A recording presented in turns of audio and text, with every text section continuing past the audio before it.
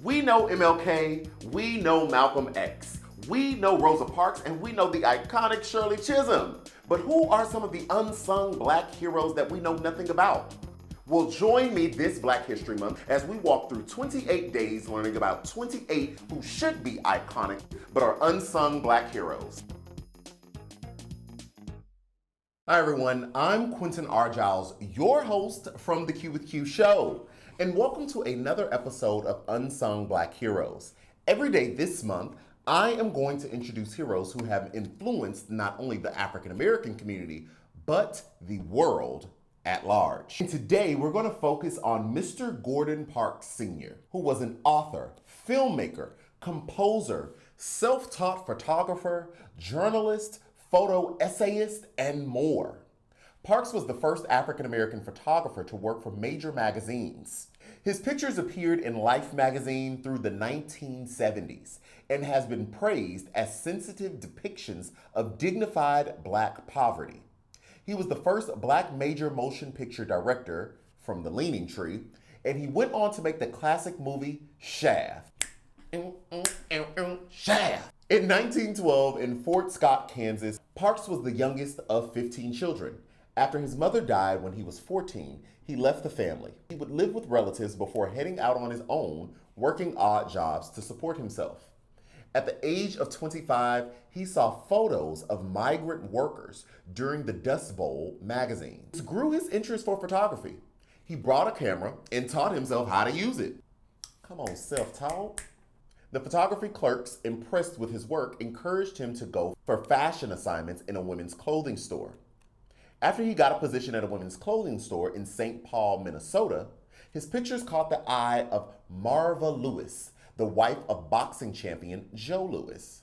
Marva convinced Parks and his wife to move to Chicago in 1940, where he would specialize in photographs of society women. Over the next few years, he worked a variety of freelance jobs. During that time, he also began to chronicle the South Side of Chicago, specifically the Black ghettos.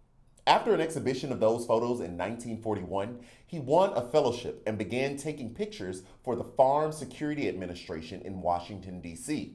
Now, Gordon Parks Sr. grew up in extreme racism and discrimination. He attended a segregated school where the teachers would discourage Black students from pursuing higher education. He also witnessed the extreme poverty Black people would live in. But what did Parks do? He used his camera and photography skills as a weapon against the racism of the time. After Parks repeatedly encountered racism in restaurants and shops in segregated cities, he created his most well-known work, American Gothic. His mentor and boss at the time, Roy Stryker, said the photograph was an indictment of America and could get them all fired. Stryker urged Parker to keep working with Ella Watson, the subject of American Gothic. This led to a series of photographs of her daily life. Now, after the Farm Security Administration was disbanded, Parks remained in D.C. and became a correspondent with the Office of War Information, where he photographed the all-Black 332nd Fighter Group. After being a federal photographer, Parks returned to the fashion world.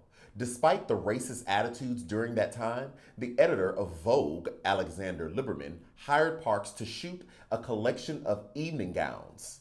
Vogue! Vogue! Vogue! Parks had a distinctive style of photographing his models in motion rather than standing still. In 1948, a photographic essay on young Harlem gang leader won Parks a staff job as a photographer and writer at the premier photo magazine Life. His photographs at Life, particularly his 1956 photo essay titled The Restraints, Open and Hidden, illuminated the effects of racial segregation while also following the everyday lives and activities of three families in and near Mobile, Alabama. Parks also worked as a consultant on various Hollywood productions. In 1971, Parks directed the film Shaft, starring Richard Roundtree. Now, Parks' legacy is thick. He received the National Association of Black Journalists Frederick Douglass Lifetime Achievement Award in 1983. Gordon Parks is highly regarded as one of the most influential photographers of all time. His works of capturing the lives of ordinary Black people captured those injustices on film.